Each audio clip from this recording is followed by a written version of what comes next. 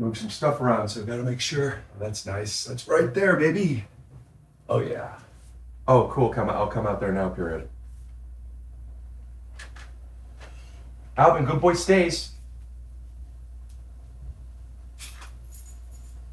Ludlow.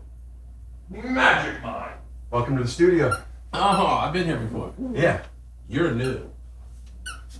You're new, dude. If you talk, we have to pay him. Well, there's rules to this. I need you to know how things go around here. How long has he been here? 6 months? 6 months? Yo, you just getting started.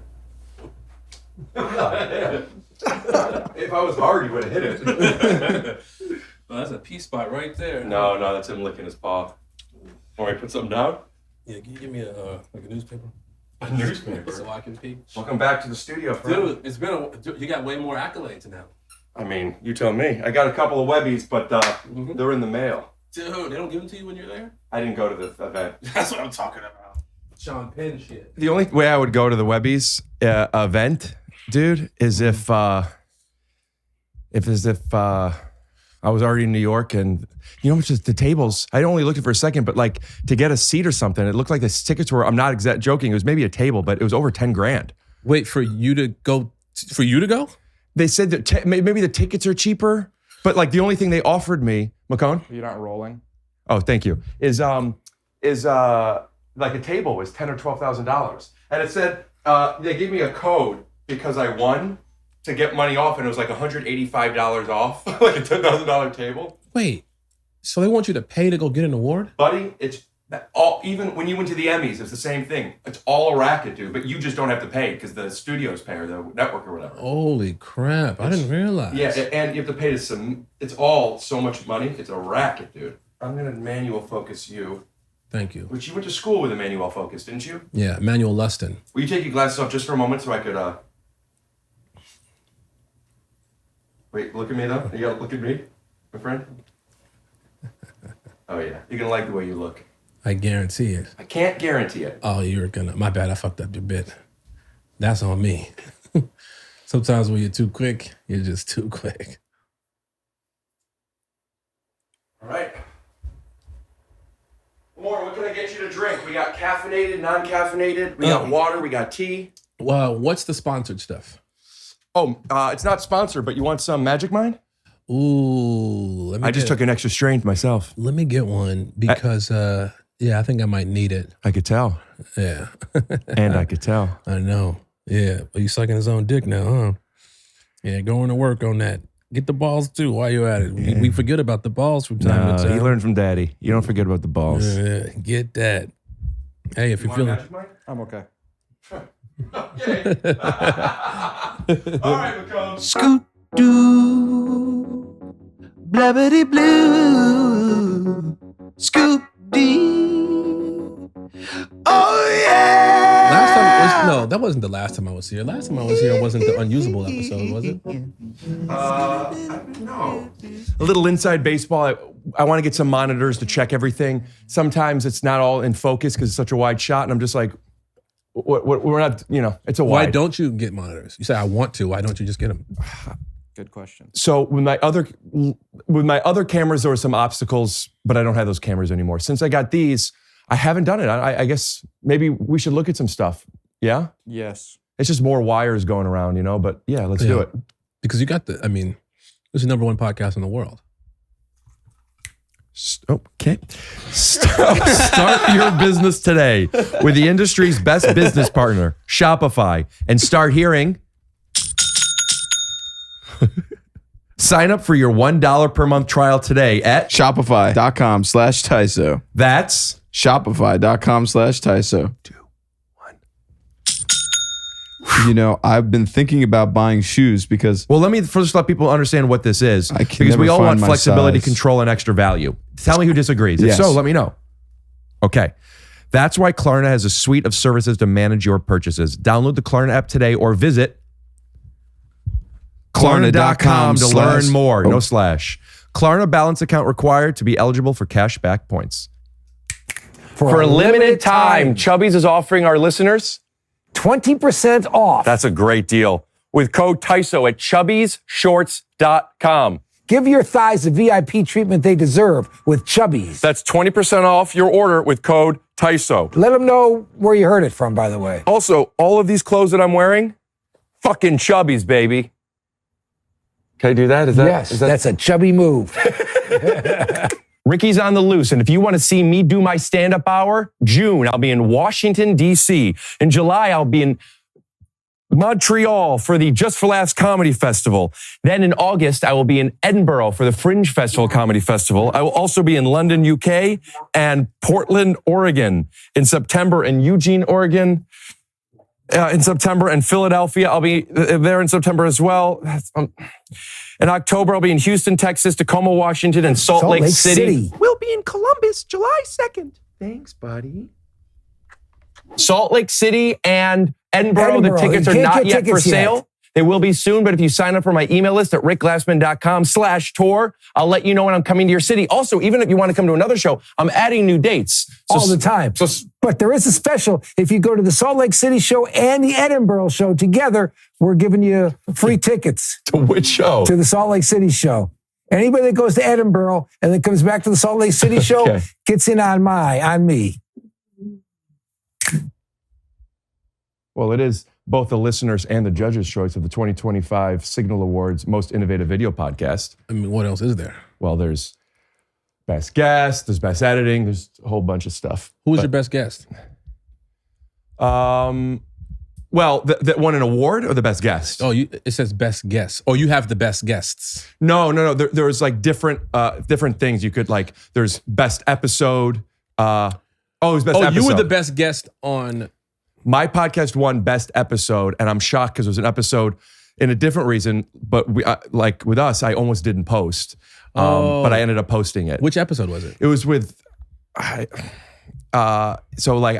He got Paul Rudd. Oh, I don't know if you saw that, but that was one of the greatest things I've ever seen. I thought it was fine. He said it was fine. Mm-hmm. I mean, obviously it wasn't fine, but like, and then he said I could post it, and then he got really upset about it. Yeah, I mean, I would too. What you did to him was unnatural. Well, what I did to him, I guess too. Yeah, I forgot. You blow my mind every time I come in here. Oh, thanks, man. It's a big fucking regret that I have. Oh, Jesus. Being here. You know what I mean? But today I'm not leaving empty-handed. No. Leave baby with me. Today I'm not leaving empty-handed, Rick.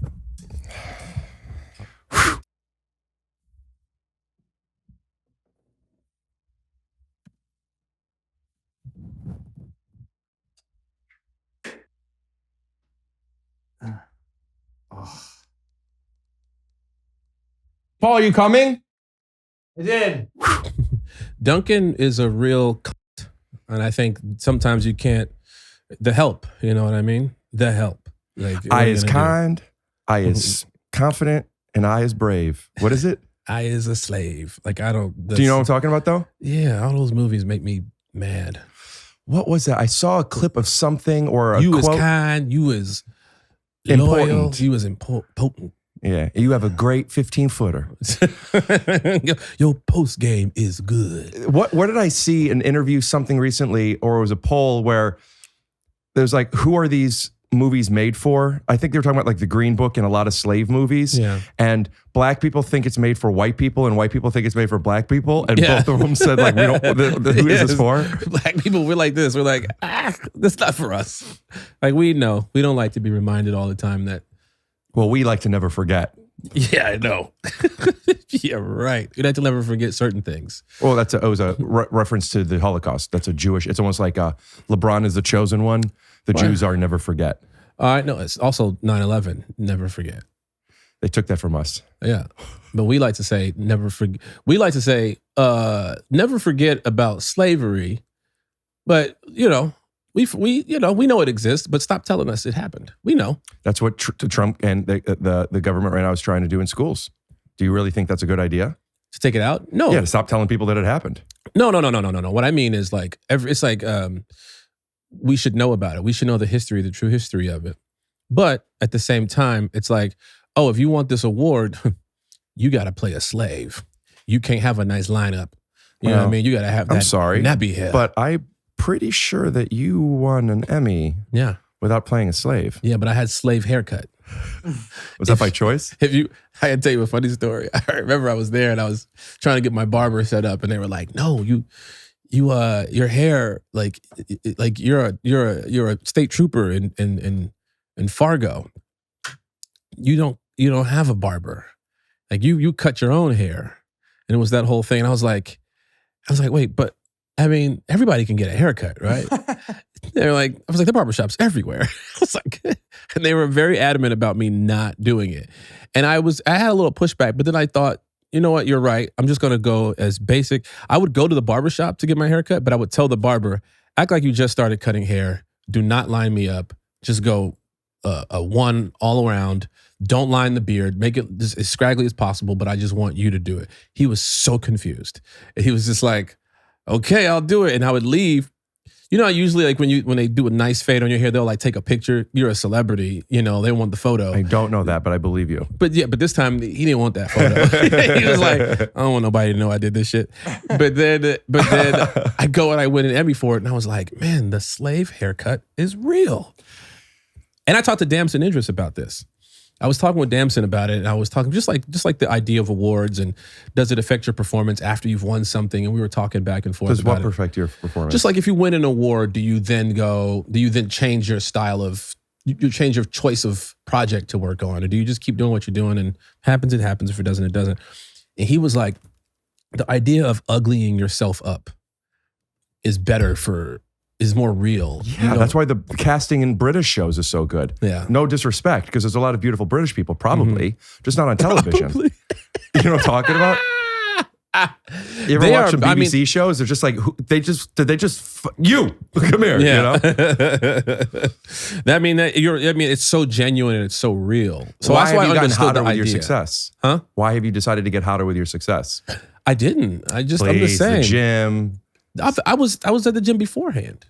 I actually put on weight for Fargo. I got sloppy for that show. So you're going to be hot at the premiere and ugly on television, which I think is the best case scenario. Well, I mean, for that one, yes, but for Spider-Noir, no, I had the slick haircut, the 1930s. Buddy, I'm joint. seeing these pictures, and let's put some of them up. Yeah, I was almost like, I like when I was setting up here, a couple of those images like popped into my head, and I'm like, I'm getting a little nervous. dude. Do I still know Lamorne? Bro, it was different when I walked up this time. It was different. I would love to have video of how he walked up. No, he walked up. You look bad. You said you feel like a retired NBA player. Yeah, he was walking like this. I was like, well, I just left the gym and my trainer was like, we're going to do shoulders. And I was like, yeah, but that's the part of my body that hurts. And he was like, it's okay. We got a Theragun. And so I just worked out shoulders and I shouldn't have. And they hurt really bad. I know you've had some shoulder issues. Oh yeah. But I, you know me, I'm a gamer. So I played through. You went and did surgery. I didn't have to do that. I just go through with it. You know what I mean? Mm-hmm. But it affects the way I live my life and walk. But no, the walk was different. The walk I'm was so like, distracted with sunglasses on. Sometimes I'm not, sometimes I am. mine are different. Mine, because look at that. You can see everything. It's clear at the bottom. Am I not? I mean, I could see, but mine is slightly tinted to match the color of the actual sunglasses themselves. When you get them prescription, you can't get them as dark as regular. So these are also lighter. Other prescription? Have to be. Oh, you don't do contacts, or you don't do. No, contacts and pants without elastic waists. I just feel them all the time. So when they don't have elastic waists, like jeans. I got some jeans with elastic waists now, but yes, sometimes I wear them without elastic waists, and I'm not completely present usually. You have jeans with elastic waists? One of my favorite pairs. What does that mean? I could show you. Are they like the whole thing is real denim, but Yes. the waist Yeah. expanded? Isabel, what's the designer? I don't know no Isabel bitch name. Marachi. They're Isabel? nice. Isabel? I think so. They're real nice. Marciano? I wear them almost every time I'm on stage. I wear them now because they're pants with elastic that I love. Maybe you see me wear them. I call them my Lauryn Hill pants. They look like the stuff that people wore in Sister Act 2. They're real baggy, cool as shit. I'm wearing some bag. These are Russell Westbrook's pants. He has his own line? He has his own line called Honor the Gift. When I first started working with a stylist, when I was doing, acting, Yeah. Did you stop? No, I just saw you in fucking. Dude, you're so funny, and it's been brief so far. You've been popping in and out of the Rooster. very brief. Rooster. Very brief.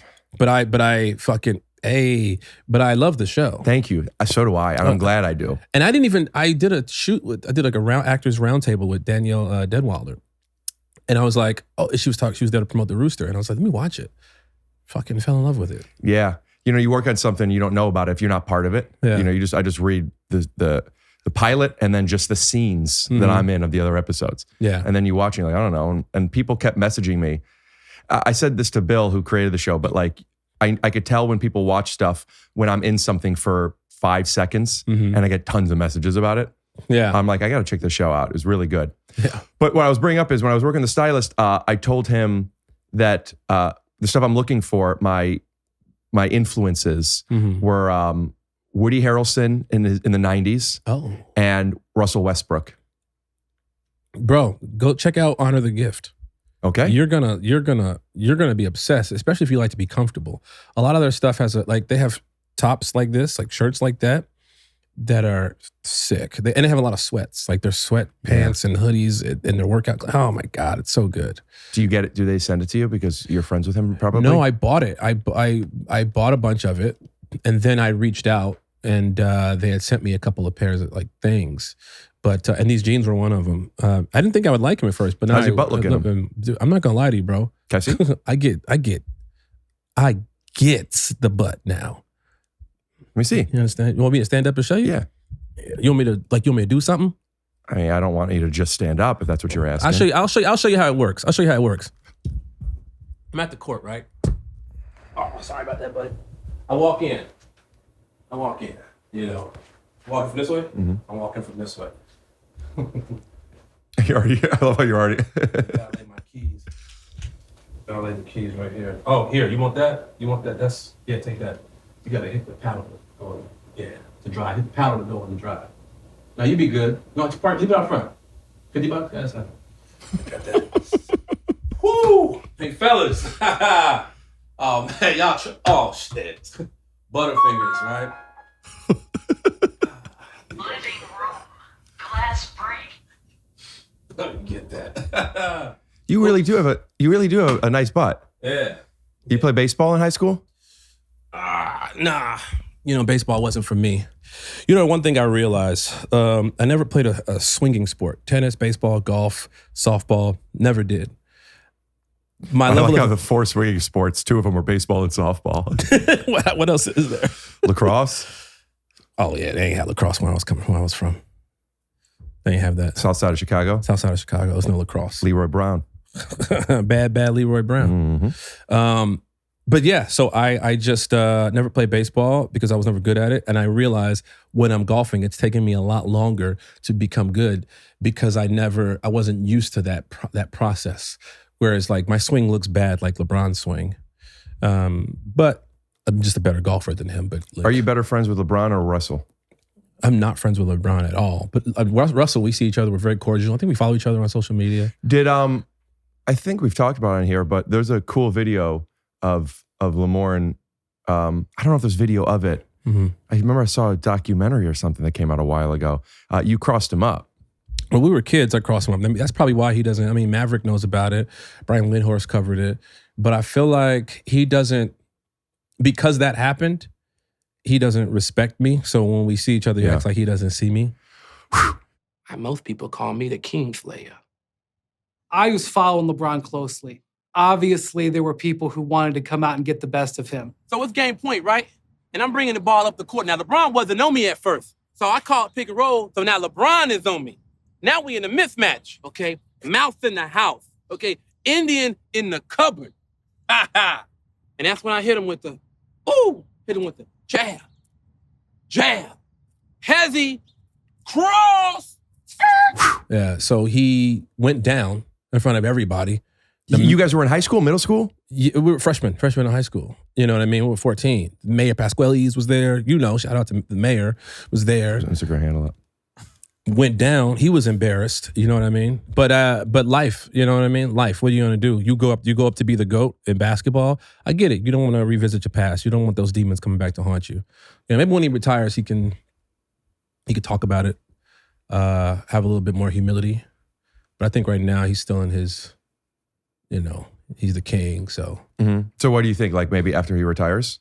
I think after he retires, he can probably admit it. Do you think he'll retire within the next 5 years? He's going to retire in 2. I think he's going to. I think he might be the first NBA player to play in his 50s. Yeah, he could. I think he could. Because right now he's top 12 players in the NBA, and he's going to be 42 this year. D-Wade said that D-Wade retired because he's like, I wasn't great anymore. He's like, I could still play. Yeah. And then he's like, I could still probably play now. He said, you got to throw that out there. So I feel the same. But he's like, but LeBron is still great. Yeah. Yeah. I think when you play at that high level, there's something about being mediocre that you just can't do it. You could still earn $20 million a year. But you just don't want to. Sometimes I feel like I should still be in the league. Oh, that's good. That's good. Jab, jab. Cross, hezzy. Swing. What is it? What does he say? Huh? What's the guy? He goes, jab, jab, cross, hezzy, swing. You know what I'm talking about, right? Yeah, fillet. Yeah, fillet. Swing. Does he say swing? Fillet. Yeah. Oh my God, look at that. Hoops. Am I right? So how come you have this attitude and this like love of the game of ball is life, and you have since I met you? And I mean this like I think you're so awesome at so many things, but you've never really been a good basketball player. Yeah. So why in your head do you have the confidence of one, Lamorne? Because I've been good at basketball my whole life. It's just that when you take on 2 mediums and you want to excel at 2, something has to go. So I played basketball my whole life. I dare anybody out there to say they were better than me, except for the ones who were better than me. Like, don't. Yeah, everybody who was better than you. You probably have a family. Just fucking be with your family. Get off my dick. But if you've ever played with him or you know what he was like and you're better than him, leave some in the comments. My group of friends, they know. They know what time it is. Your group of friends like improvisers? No, before high school friends. Like, they know what time it is. They know I was nice. They knew I was nice. However, I picked up acting. Okay. And here's what you don't want to do in high school, because I understood at an early age, right? You don't want to peak too high. If I'm fucking great at basketball, if I'm fucking great at acting, if I'm fucking great at fucking, all those things in high school. What was the third one? Fucking. Having sex? Yeah. Okay. If I'm fucking great at all those things, then where are you gonna go? So now are you great at acting? Yeah. So no, you're no longer great at fucking or basketball. I'm great at fucking, because back then I was lying about being great at fucking. I had them convinced that I was great at sex, but I wasn't. But here's what I'm confused about. If when you were in high school, you had them convinced because you were great at making them believe that means you were a great actor then, which means you couldn't have been great at basketball and fucking. No. I didn't say there was like a 2 out of 3 situation. You just said there could only be one. No. I said you can't excel at all. But if you were already excelling at acting in high school, Yeah. how could you be excelling at fucking at the same time? Well, because I was excelling at basketball to start. Then I started acting and I was like, whoa. But you had to be a good actor to convince people that you were good at fucking. Right. So I was a great actor in all aspects. Great basketball player. But how do I know too. that you're not lying to me right now about basketball? Oops. Check the scoreboard. Look at that. And my hands are sweaty because I'm a hooper. Look at that. Because you're what? A hooper. Like, the players, they get the chance to get the chalk and shit on their hands. I just Let's not bury the the lead real quick in case we don't talk about it much. When does Spider-Man come out? Suck my fucking dick. Spider-Man. I ain't got no webs, but I could do this. The ball's a little flat. No, my hands are sweaty. Throw it to me. Oh, good luck. Throw it to me. Throw it to me.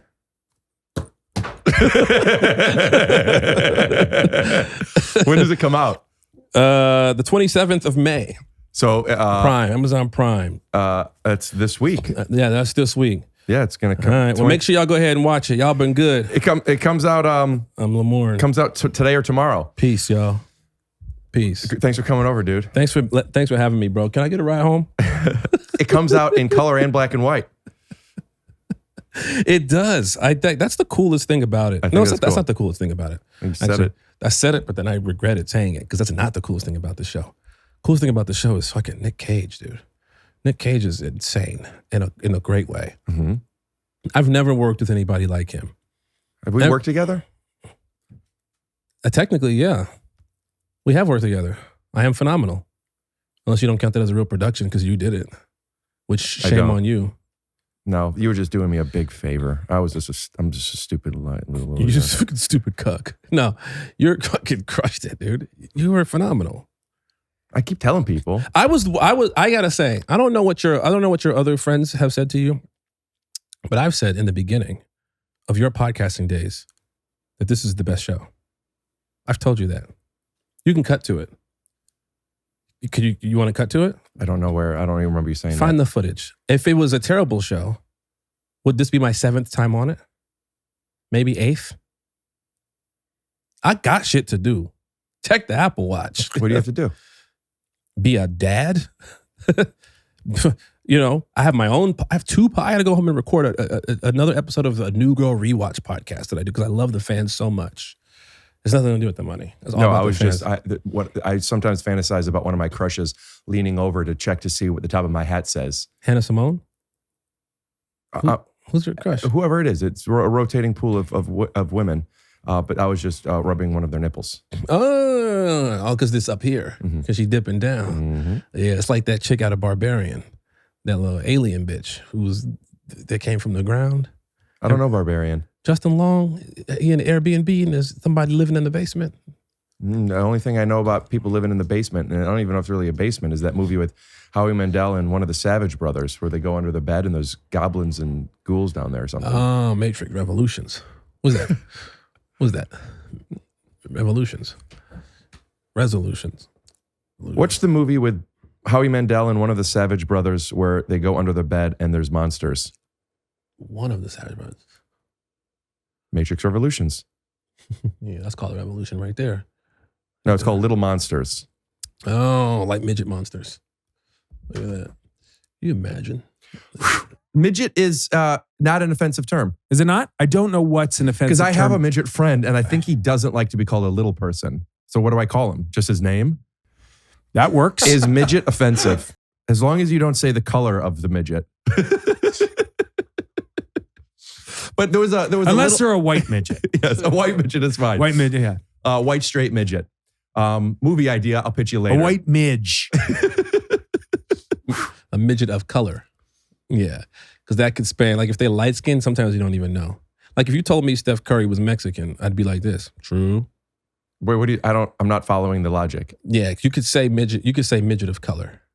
No, I understand, but I'm saying, what is the Steph Curry thing meaning? Like Mexican. he's there's been some colonization going on there, so he's team light skin. What do you mean? Look at his skin tone. Uh-huh. He's not Jaimin Hansu black. He's also not Tyreek Withers light. Tyreek Withers is mixed, but he light skin, light. Steph Curry got a little tint, like he be on vacation all the time. You know what I'm saying? Because both his parents are black, but they're mixed black. So when they make him, you know, he got golden. But then, like you look at somebody like a Miguel, who's got some Mexican in there. Miguel the singer? The singer. You look at Miguel, you go, "Are you Mexican?" You're like, "Hell yeah, I'm Miguel, nigga." And you're like, "Oh." Could he say that then? Miguel could say it because I think he might be black too. Well, then what is it? I don't know. And that's kind of what we all need right now. Do you agree? A little bit of ambiguity or a little bit of, just homogenized cultures, because we already have that with our inspirations. We already have that with our algorithms. So like, you know, like, and correct me if I'm wrong, because I don't want to speak on the entire black experience. Yeah. But speak on some of it. I will speak on some of that I heard, at least in the early 2000s. Okay. That black women didn't always love when black men ended up with white women. Oh yeah, that's still a thing. Now, more so, black women have a stronger point of view against that. Again, now this one I'm not sure of. Then black men that have they do not have as strong of a point of view of black women with white men. Is that correct? That's correct. What I'm saying is, if that's the case, to make everybody happy, let's do more of black women with white men. Yeah. And then we have more Miguel. But that's Mexican. But you said it might not be because he I said know the N-word. I know he's Mexican, but I don't know Mexican and what. He could be Mexican and black. Now, question for He could you. be Mexican and light skin black. If you had a Miguel, a Miguel is more Mexican to me than Miguel. Miguel. If you had that, but both parents, at least one parent was full white and the other parent was at least half white, would it be Michael, similar to Stefan versus Stephen Urkel or Cal? So you're saying if one parent was white? I'm saying the pronunciation of the word. Does the pronunciation of the name have to do with the culture, or is it just a different name? It's Lamorne. culture, and it's easier for other people to digest. Because like sometimes like when people be rolling them R's, and it's hard for me to roll them R's because I'm not used to rolling them. So if somebody like on Spider-Noir, one of the fucking most phenomenal actors you'll see, her name is Karen Rodriguez. Karen. Did I say Karen? I say it like I don't say it correctly. I don't say it how. How does she say it? Karen. But I sound like a fraud when I'm trying to sound like her. Karen. So I just be like Karen, and she cool with it. You asked her. Yeah. Is this cool. similar to pronoun stuff in a way where you have to ask the person what you want them to, how do you want to say it? It would be nice. It would be nice if somebody's saying your name incorrectly. I had a guy on New Girl kept calling me Lamar for 7 years. I never corrected him because I ain't had a time. But I was just like, and he looked like he meant well. He would bring me gifts and shit sometimes, but he'd be like Lamar, and I was like, I didn't have the heart to tell him. Why? I don't know. Did you feel rude? It would be rude of you? Maybe he had a speech impediment. Maybe the boy was plumb dumb. I don't know. But I was just like, it ain't hurting me. He know who I am. My name is right there on the call sheet for 7 years. My grandma calls you. My grandma changes. My grandma loves you. I think I've told you this. Yeah. She asks about you. She asks about Sullivan and you when I see her. And almost every time it's different. It's always close. Yeah. Lamar, Lamore, Well, Lamone. that's because she's racist. But this guy is different. Well, this doesn't really feel like a party. Now it's a party. Look at this stuff. Look at this. Isn't it neat? Wouldn't you say my collection's complete? Not yet, because you might need to see something. Look at these swim trunks. Are those swim trunks engineered with 4-way stretch fabric that handles swimming laps just as well as it handles lounging? You tell me. Poolside? I just got them. They really are nice. Play with this. Do you think chubbies make your legs look better? You say chubbies? Yes. Not only do they make your leg look better, they make your legs have a full-on hard-on. Right, boys? Right. Chubbies is celebrating 15 years. The original shorts that redefined proper length shorts are back. Same iconic fit, same comfort, first design, and the same easygoing vibe that built the brand. By the way, give your thighs the VIP treatment with Chubbies. They deserve it. this is Chubbies too. Oh, it's beautiful. This is good beachwear, man. Yes. For a limited time, Chubbies is giving our listeners, this can't be right. I thought it was 10%. No, it's a full 20% using code TYSO. Yeah, at chubbiesshorts.com. That's 20% off your order with code TYSO at CHUBBIESSHORTS.com. Give your thighs the VIP treatment they deserve with Chubbies. Support our show. Tell them we sent you. And if you want to look, hey, guys, what are you doing? I dropped something. What did you drop? A chubby? That's John Oates, by the way, everybody, of Darryl Hall fame. This episode is sponsored by Shopify. Now, Tom, when you buy stuff from a website and they're not Shopify, do you ever get confused on how to use that website? All the time, man. What do you do? I go to Shopify. But I'm saying, what if somebody is selling stuff but they don't use Shopify? You just don't buy it, or what do you do?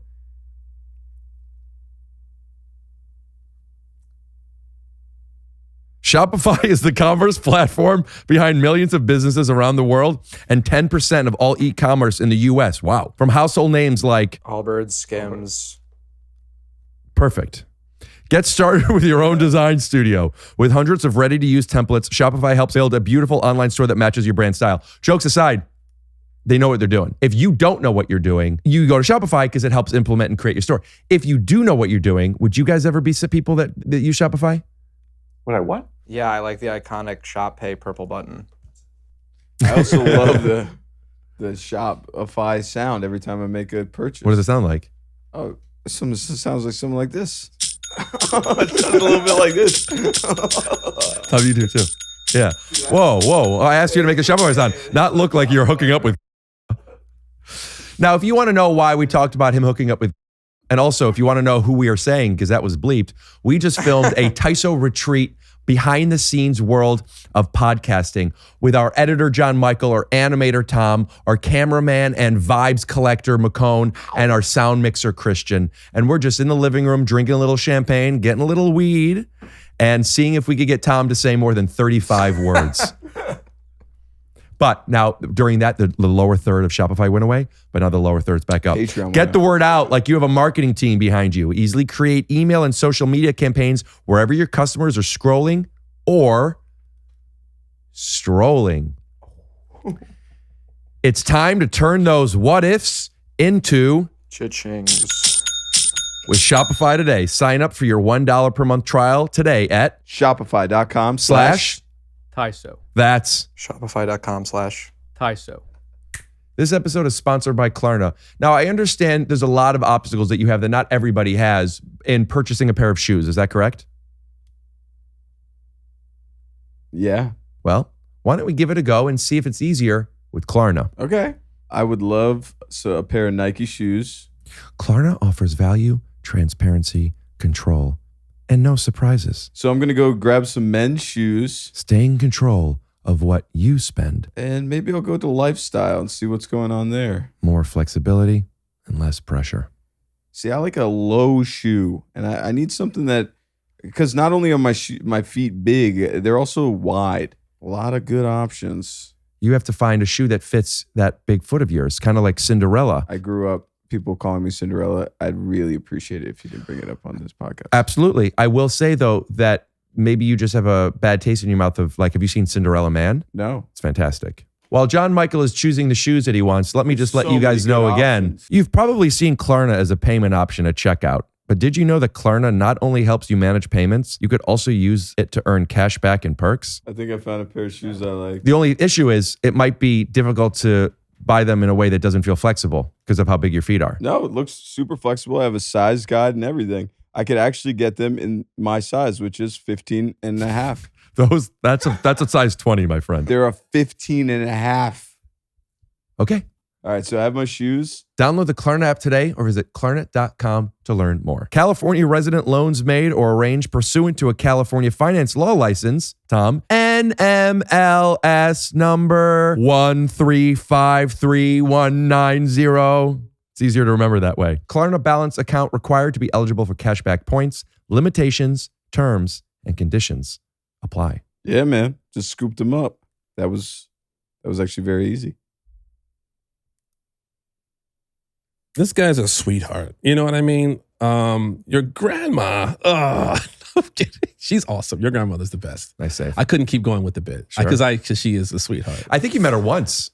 I met her once, You but made I've a seen big impact But on I've her. seen clips of her, and like she's so funny. Like I'm saying the fact that she asks about you still Oh, yeah. is after having met her once. Oh yeah. Is there something connected to meeting my grandma once and her liking you so much that 10 years? I mean, I think it was 2018 because I think it was Billy Magnuson.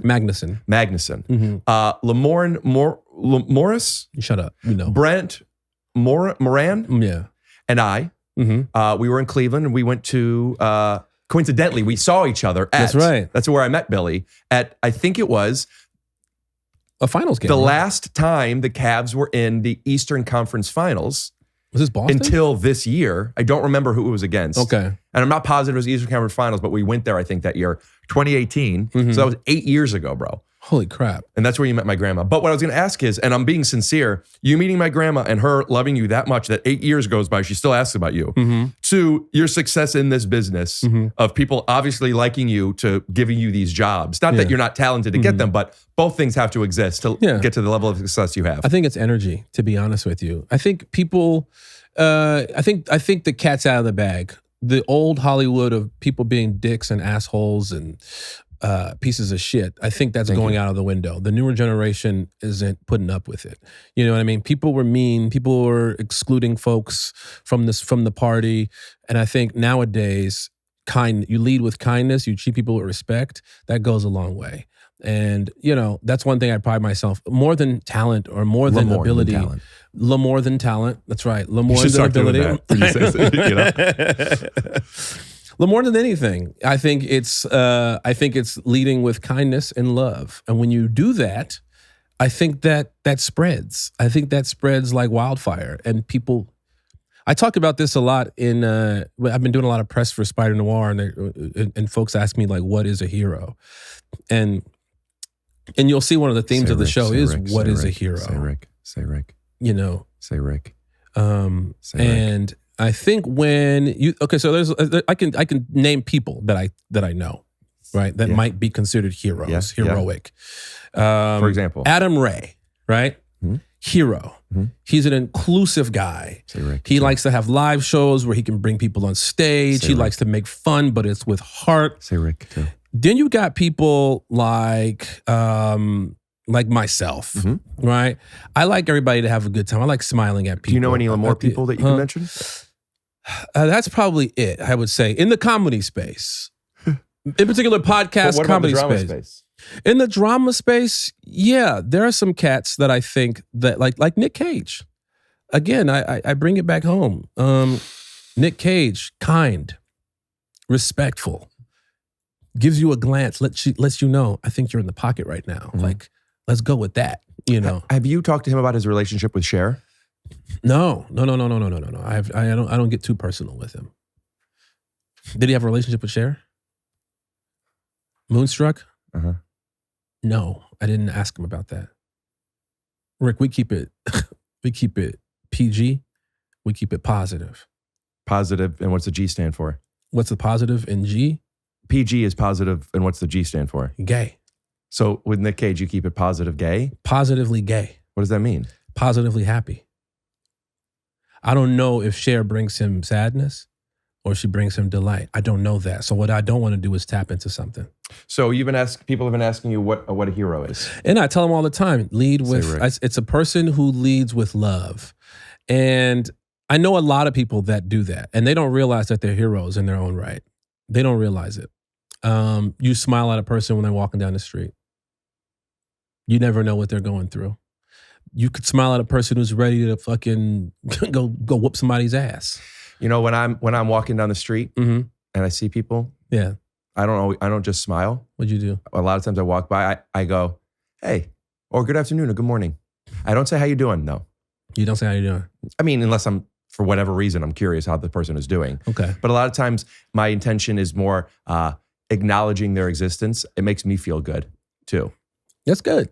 That's good. You know why? Because we're all connected. Energy. You're giving out energy to give yourself to get that positive reinforcement back. I think if everybody stayed, I'll give you a story. I was younger. I was 18. I was going to Second City. I lived in the burbs at the time, and I was going all the way out to the city. I'd take a train and 2 buses. It was a whole thing, right? And I didn't have a lot of money. I was waiting tables. And so sometimes I would have I knew how much the bus cost. I knew how much a sandwich would cost. I knew how much the train and the bus would cost to get back. I would have that exact amount in my pocket. And I'm talking no excess. Like by the time I got home, there was $0 in my pocket. This one time I'm walking on a bridge. It's pretty late and I'm rushing to get to the train. Unhoused gentleman is walking by and he says, God bless you. And I say, God bless you, brother. And he stops me and goes, hold on. He goes, I've been on these streets for 27 years. All right, you know. Yeah. He goes, I've been on these streets for 27 years. And all this time, I've said, God bless you to so many people. Could be hundreds, could be thousands. All these years, you're the only brother that stops and said, God bless you back. And I take that as a sign. And I said, hey, man, listen, I want God to be present in your life as much as I want God to be present in mine. And he said, I hear you, brother. And he goes, hate to do it. You know, I know we on the street, typical. There's a little bit of medication that I need. I'm not doing great, obviously. It's like my mom has diabetes and I just want to help her out with her diabetes medication. I want to go Walgreens, pick up some medication. Is there any way I can get some money from you? I said, dude, I have just enough. I'm so sorry, brother. And we had this pleasant exchange, and so I had just enough to get back home. And then he goes, it's dark outside. And if I wanted to, I could hang your black ass from this bridge and I would nobody know the difference. But I'm not going to do it.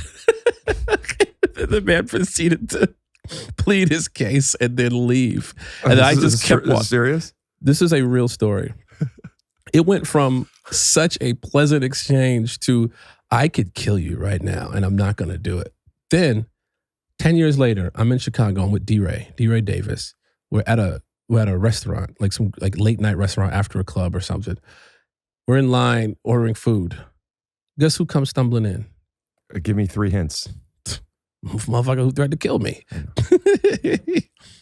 He comes in and he goes to D-Ray, hey, brother. Did you recognize him? I recognized him immediately. As soon as he walked in, he goes, hey, brother, listen, man, hate to do this to you. Trying to get money for his mom's diabetes still? My mom, she's got diabetes. I looked over at him. I said, nigga, she ain't dead yet. I said, how long should we wait for this medication? He's like, excuse me? I said, bro, 10 years ago, you said you was going to hang me from a bridge if I didn't give you that money for your mom's diabetes. He was like, brother, I've never met you before in my life. I said, no, you have. Did you say God bless you? And he goes, That's only happened one time. That was you. No, I should have. But that dude was... So just to be clear, this is what a hero is. Yeah, that's what a hero is. Even in the face of danger, even when somebody threatens to hang you from a bridge, you still... Don't give him the money, but remember that face. So if he asks you again, you know not to give it to him even then. That's right. Because you're only supporting the terrorists. Do you know the song that goes like this? Then a hero comes along. Not like that. With the strength to carry on. Not like that, but... That's already too high? Huh? When a hero comes along. Yo, with the offbeat. strength to carry on. Damn, white would be offbeat like a motherfucker. Clapping on the 1 and the 2. And it will survive. And the hope is gone. No. Look inside Oh, God. you. It's not offbeat, dude. It's just the downbeats. Why would And this is a thing. I know I was off key, but I want to have a serious Off-key and conversation. offbeat. I wasn't offbeat. Yes, you were. It was the downbeats. It was the 2 and the it was the 2 and the 4 instead of the 1 and the 3, or the 1 and the 3 instead of the 2 and the 4. Whatever it is, I do it wrong. I do it the way that people don't do it. And I remember I figured this out so long ago because there was a video that Harry Connick Jr. was doing where the audience was clapping at the wrong thing. Okay, man. I march by a beat of my own drum. Do you? Oh, God. Now you would go like this. You would be there. But I'm here. You're here. That's not a blanket statement. This is where you are, and I'm here. But I wouldn't know until I hear lyrics or hear something else, some sort of... Flip mode Imperial. You know you love it when you hear us on the radio. You would go, I would go, flip mode Imperial. No, that's how I would you know go. you. Okay, then I would go, flip mode Imperial. You know you love it when you hear us on the radio. So it's the same, but it's still on the beat.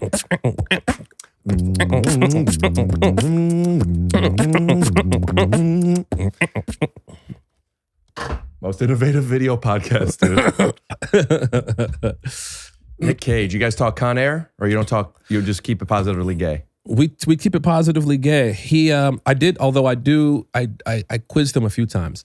I was watching Con Air, and I sent him a screenshot of what was just a photo, like a random still of like the ground of the plane. Sent it to him. I said, "What movie is this?" He did not know, and then I had to like up it. I had to send him another image profile of I forget who, Cyrus the Virus, maybe Buscemi or something. And then he was like, "Oh yeah." He's like, "Oh, that old film." But this was on text. It's all in text. I have the text. So you just know his voice as he's typing it. Oh yeah. My birthday is July 14th. My daddy's coming on July 14th. I'm going to see my daddy for the first time ever on July 14th. Another move and the bunny gets it.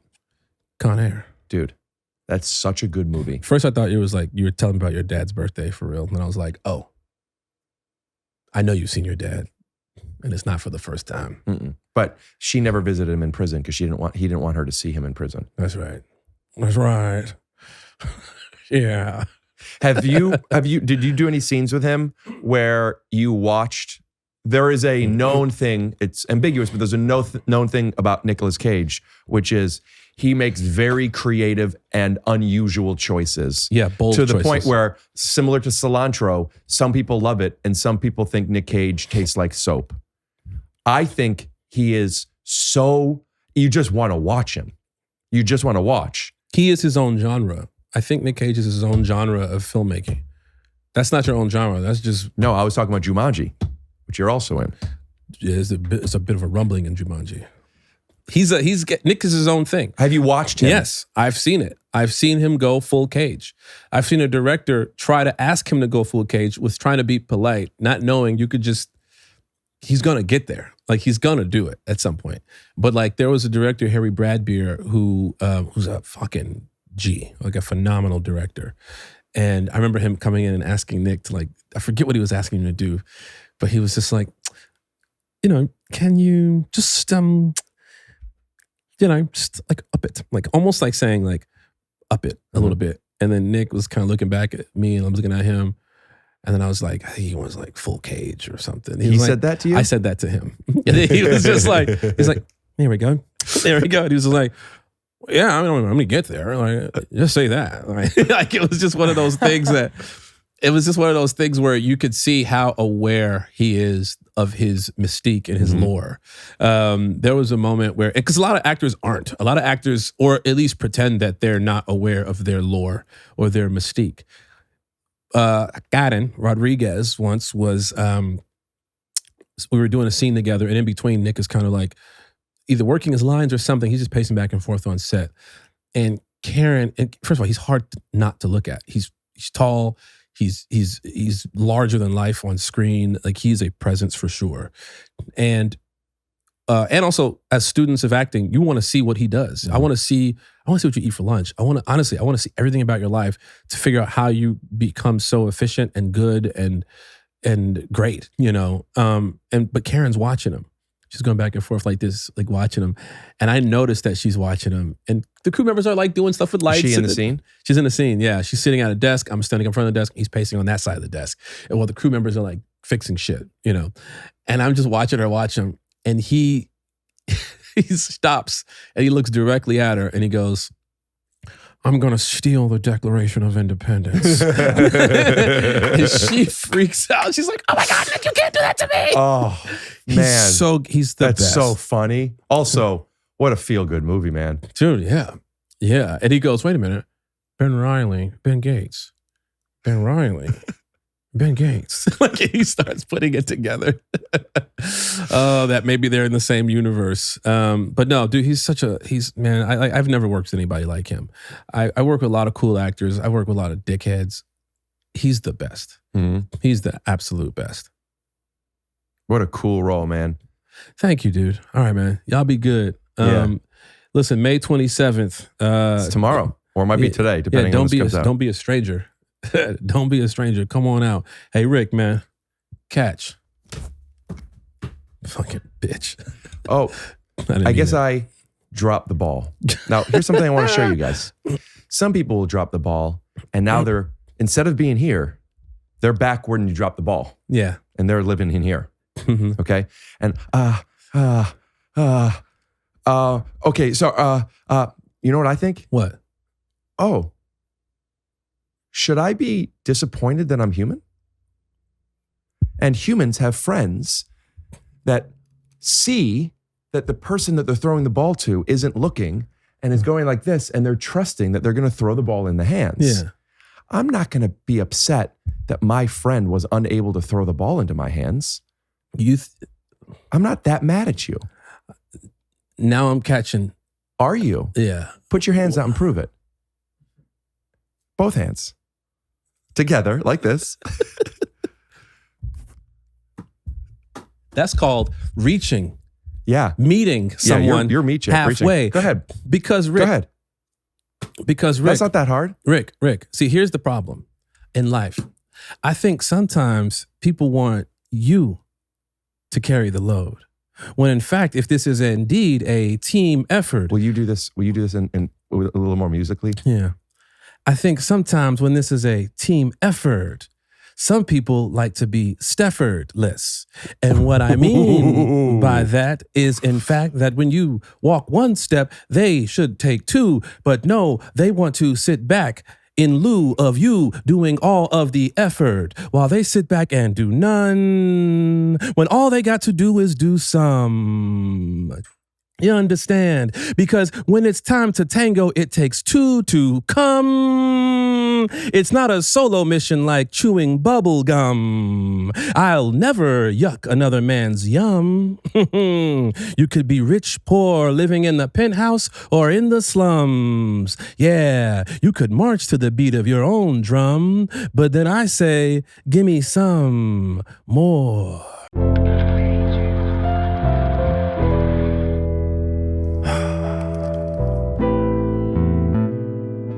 Yeah. Time. They say it heals all wounds. Is that Lamorne Morris? But not me. Yeah. Lamorne Morris. I can build my own tomb. Rick Glassman. Tomb and tomb. Glassman. Yeah. Build your own tomb. I can elevate to the highest of heights. This is Greatness, a TYSO exclusive. I might be right, but when she come into the room, it's going down tonight.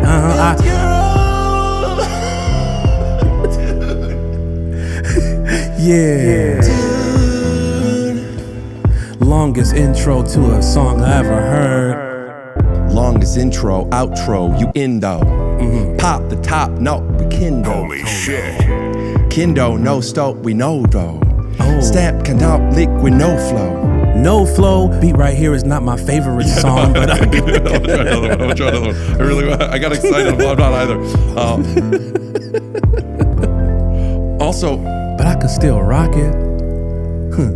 They call me Chef Sprocket. I gotta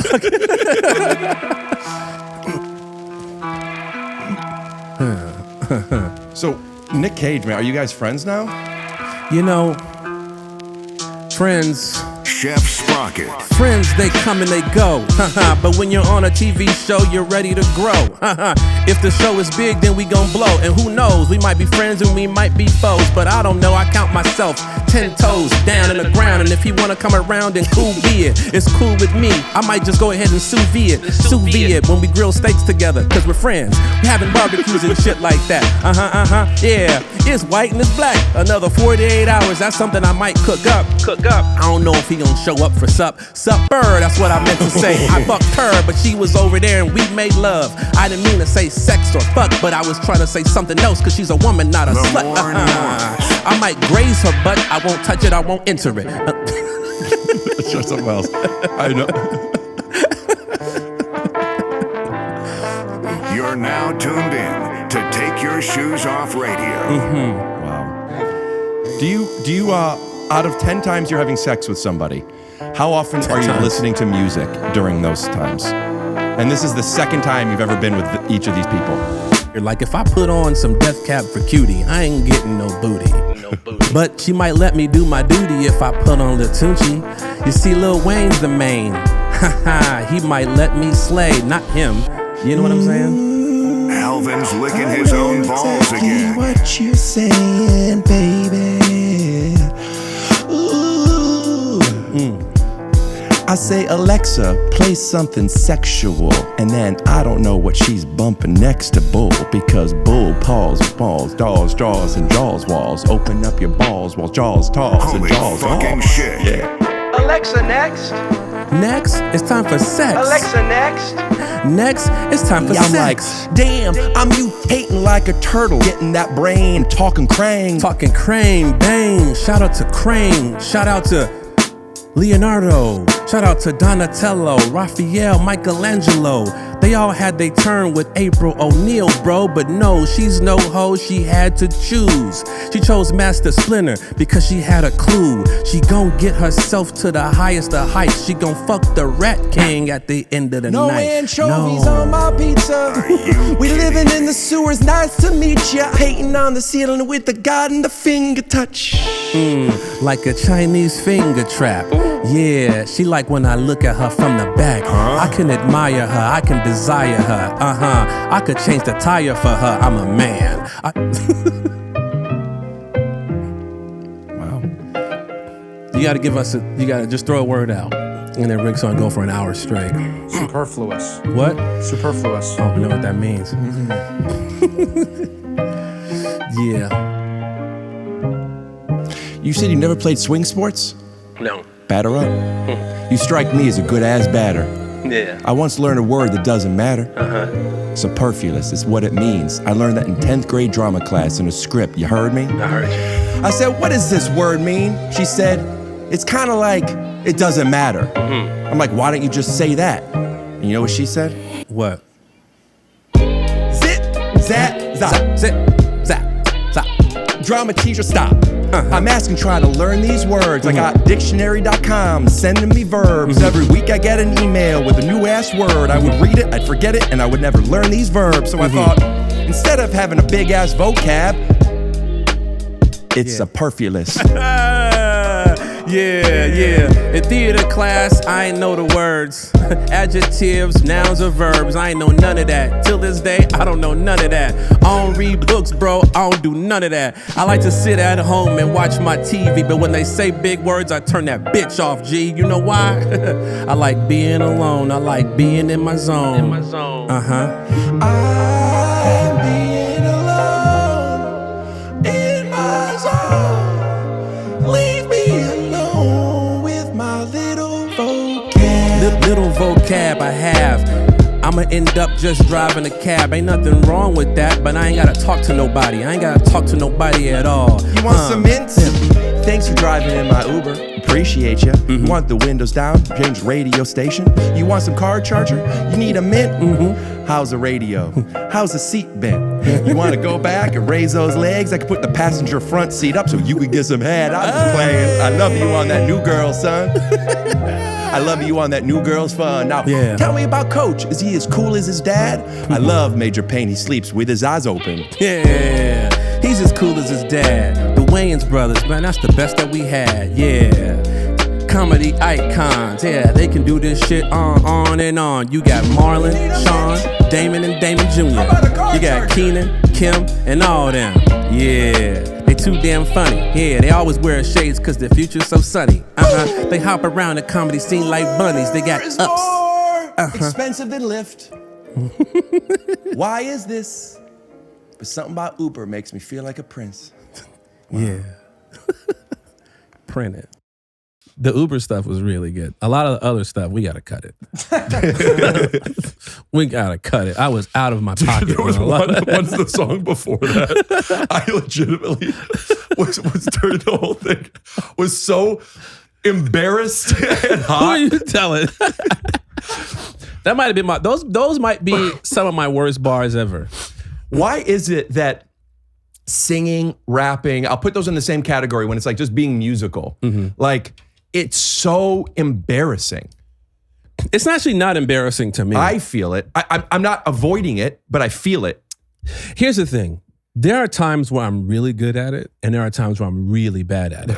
So only because there have been moments where I'm so good at it, it carries you through. And I don't want the bad stuff out there because some people think I'm really good at freestyling. But like, we do this all the time.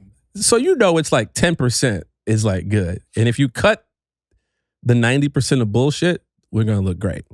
I usually leave most of that stuff in. I know. Because to me, I feel this way with vanity too. You want to look good. You want to be good looking. You want to film something and you look good in it. But if you're not good looking, if you look bad, but you're being funny, it's fine. Do you connect to that? No. 100%. Funny first? People who watch your podcast, and especially if people who've seen me on the podcast, they know I don't take it seriously. They know I don't take it serious at all. Unless you put on a serious beat. Because when you put on a serious beat, I don't fuck around. Oh, damn. Now I got to put the headphones back on. I heard a tune. RickGlassman.com, motherfuckers. I heard a tune. Take your fucking shoes off. I heard a tune when I entered the room. It's science, boom. Yeah, I heard a tune when I entered the room. Look. I heard a tune when I entered the room, there's no exception. I came in the room and for sure it's no question. I am the type of person that's doing the molesting. When it comes to the beat, you know I am straight finessing. I am finessing your mind, finessing your butt. Yeah, girl, treat me like a slut. You can lay me down and do whatever you wanna do to me. What? You can do to around me what you do to he. I don't give a goddamn what she do. Yeah, as long as she know who. She knew who was in the booth when she walked up in the room. She knew that I was Paul Pierce because I was speaking the truth. Yeah, that shit come out so smooth. Yeah, come so smooth out the mouth like a nigga with no tooth. You understand what I'm saying? You understand what I'm saying? Cause I got myself a plan. Yeah, I could growl cause I'm mean. I could growl cause I got no spleen. They took that shit out a long time ago when I was on lean. You know I used to do that old shit. Yeah, I could growl cause I ain't got no tooth. I could growl when I'm in the booth. I could growl when I ain't got no spleen. They took that shit out a long time ago, if you know what I mean. Pickpocket, pickpocket, stealing thief. Yeah, we in a governmental state of NOI infections. Our mind is resurrection like in regular elections. Regular elections never happen inside of me. The Democrat is dead with a democracy. Democrat, cap, tap, and that hat. Monarch, no kings and no daps. A woman's body is not a man's choice unless he was voting for a last ass voice. Now holds up the tax supreme, rich to tax the rich. Bernie Sanders said it's axe the bitch. Trump taking the tax the bitch. 1.7 million back to that the rich. Jan 6 or Jan, but Jan 6. Glassman's on tour. I ain't never missed the government a statue of black liberty. Sometimes. See, you know what's so funny about that? We're editing it all out, so go ahead. I know, but that's whenever I'm doing a Rick Glassman impression or thinking of the way you rap, there are certain words that come out all the time and they're never real words. And it's always and it's so funny. It is so because it doesn't matter what the word is, you know? The only reason the words work is because they rhyme. Yeah, it doesn't just rhyme. I'm saying it was foreign land. Saying someone was born of a man. That's brilliant, dude. Dude, let's do a whole song like that. Let's do a whole song. We need an old school beat. Okay. That one could work. Oh my God. Dude, I swear, whenever I'm thinking of your freestyle ability, it's always shit, bitch, click, lick, click, tits. This is a TYSO exclusive. The situation in my mind speaks eyes of belief. Now it's a mind beach. Not beach, top, stop, cop, the mob beach. You go to the sand, dip your toes in the mob beach. Line in the sand, moves and gribbles and scribbles, not stop. How about a scribbler, never the dibbler, jump the dip to stop. Talk to LeBron, tell me to shut up and dribble and never to stop. But I don't stop at the jump and the cop and never to stop it and never to stop. Surprise is the same when it came in the war. When it was war over the left and the seas when the door. When it came through, she got the glow on her. She had the law, she had the thing when she saw the spooky man come through the back door. She was like, nah, I ain't with that shit. I ain't with the booyah, the BS, the success when it come through in the compress. I put the Glock on him, the zing with the lock on him. I popped on him, I dropped on him, I stopped on him, then I knocked on him. Yeah. Back door kicked open. I was like, yeah, I'm hoping, I'm scoping. I got the magnum on him. Yeah, he can't go nowhere. He go down the stairs, I don't care. But I shoot the nigga with his top off. He ain't got no hair. Yeah, I'm the man. They call me the Sandman. I'm a dream team, got a phone scene when I come through with the dream team. I keep my eyes on the back door. Got a thing tune with the alley-oop. Pop sayings when the taco tands, when the tap says, when I do man. Yeah, sweat, we ain't just spinning. Come through, hot as hell, like I'm in Phoenix. Yeah, dead, resurrect them, River Phoenix.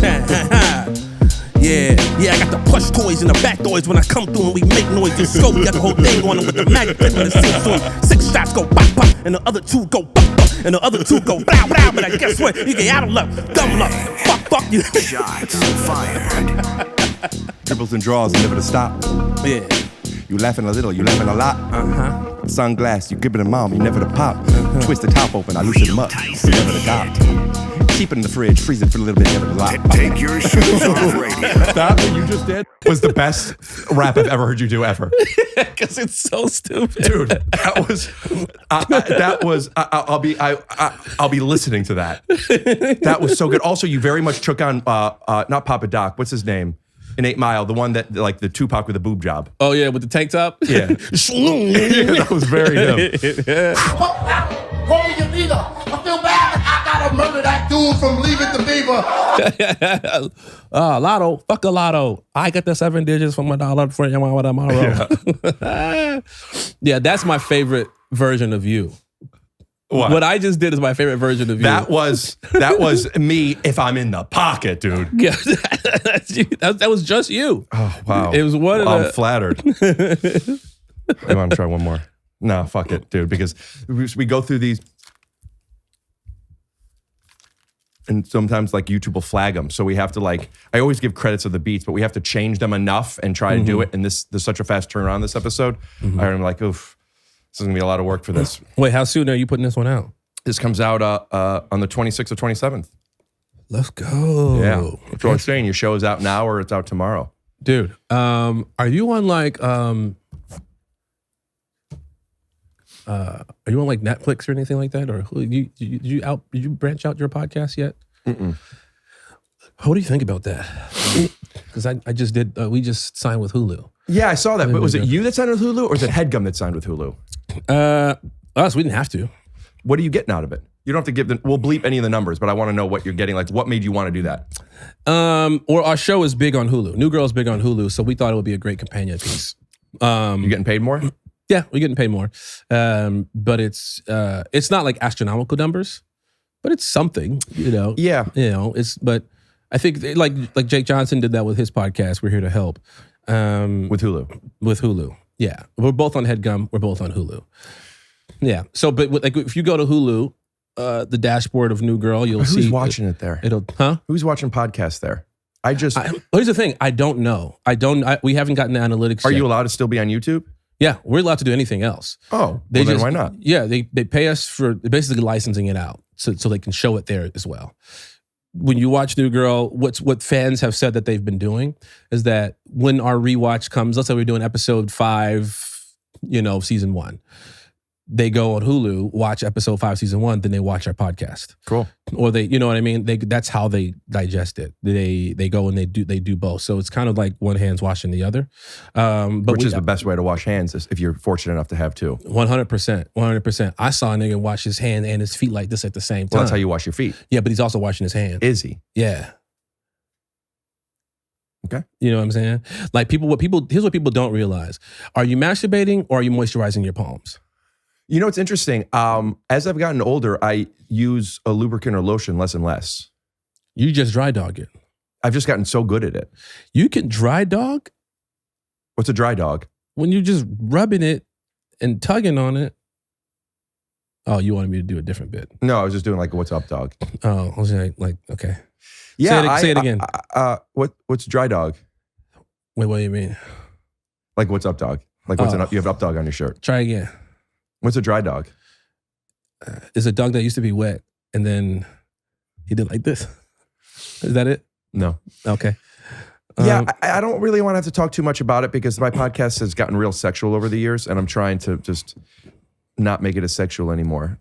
So you could beep out a lot of the freestyles that I did because I go lowest hanging fruit when I freestyle because I can't think of words fast, but the only thing that comes to my mind is like sexual stuff. Yeah, well, how about this? Because of my childhood. I'm fine being sexual because of your childhood. Yeah. How about this? How about I'll take out some of the raps that you want me to take out and we'll just leave in your good stuff. Leave in the good stuff. Yeah, leave in the good stuff because I want the fans to have a different perception of me going forward in my career. Yeah. Like going forward in my career. Now that you won an Emmy. Now that I won an Emmy, I want, it's not even that, it's now that I'm working alongside Nick Cage. Mm. I want the fans to think of me as a prestigious individual. You know what I mean? Prestigious individual. You know you love it when you hear us on the radio. Uh-huh. Yeah. Yeah. Are we going again? Are we dry dogging this one? Instrumental? Fuck a beat. Fuck I'll a go beat. acapella. Fuck a Papa Doc. Fuck a Bach. Fuck a Glock. Fuck all y'all. Fuck all y'all who doubt me. I'm a piece of white trash and I say it proudly. Yeah, tell this because they don't know something about me. Here, tell them something they don't know about me. Ooh. My favorite part of that whole movie is that, do we ever hear Anthony Mackie rap? Yeah, in the opening scene. Yeah, he's the one that makes Eminem choke. B-Rabbit. Oh, I don't remember him rapping. In the first opening scene, you see him rip someone else to shreds. Oh, somebody else. Okay. And he goes like this.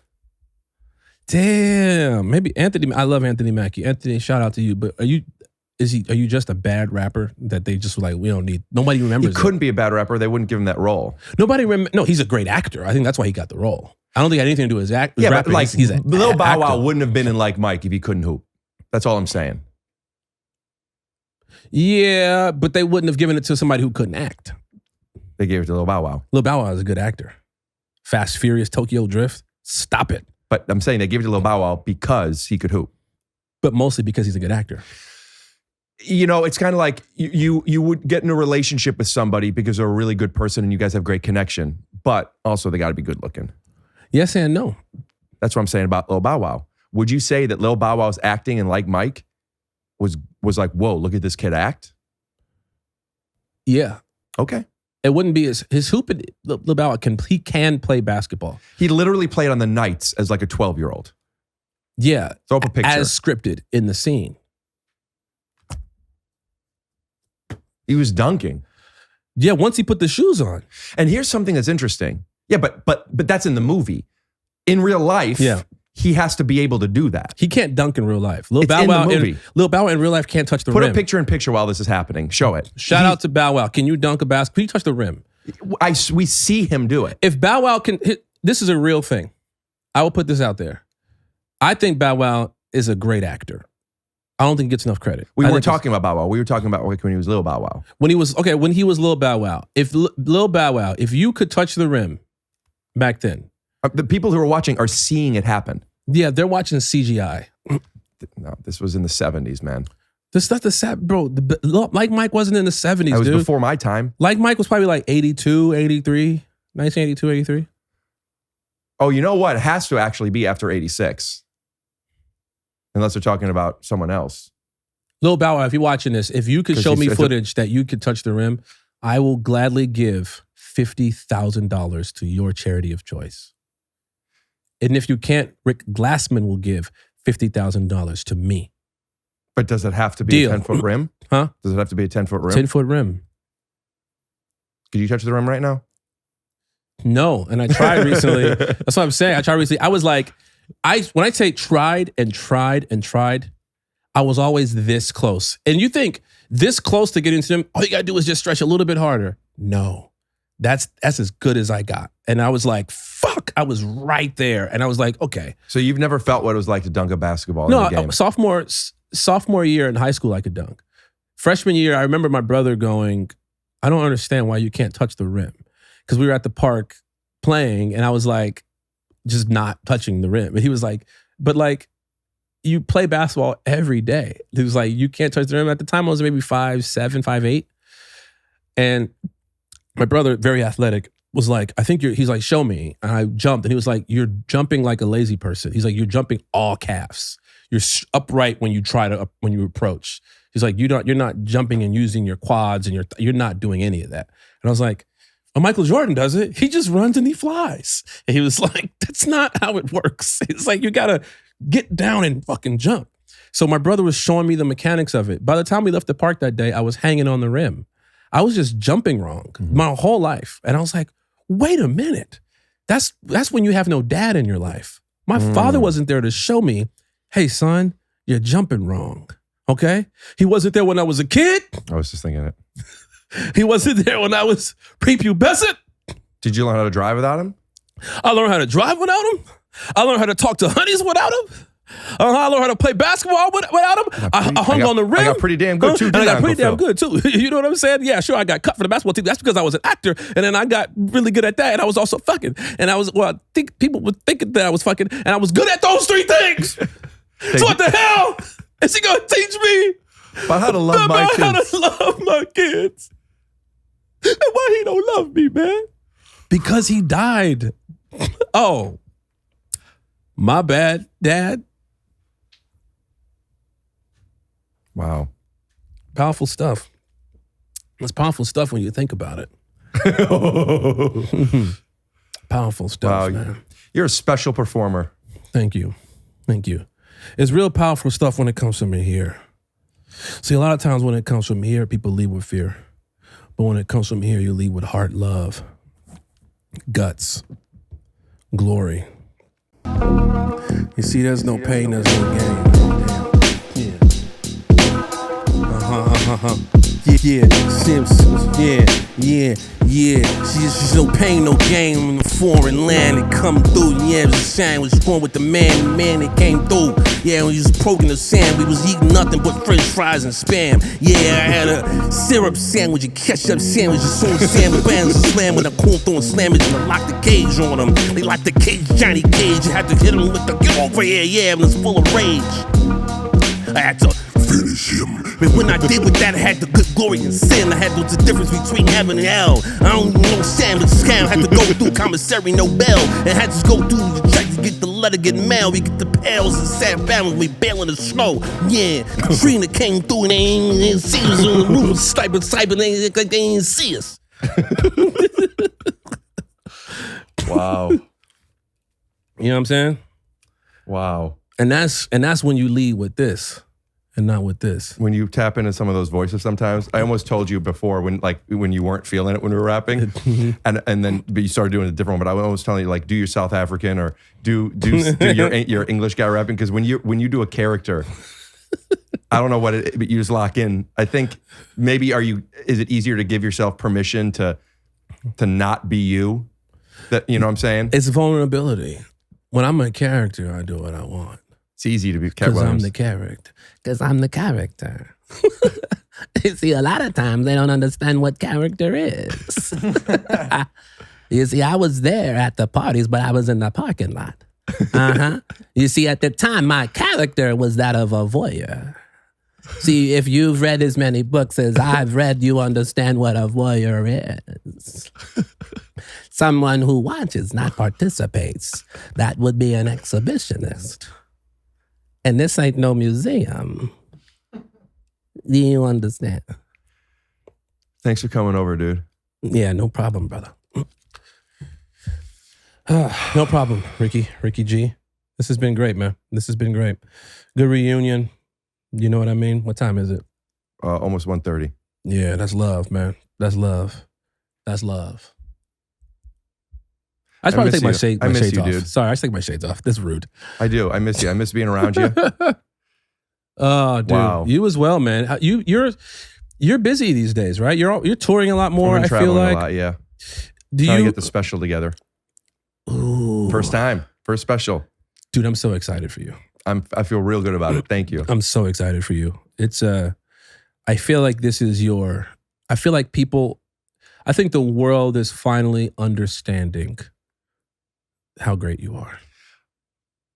That is something that is it's just something, it's a nice thing to say. With that, accepting that feels like it would be a bad idea.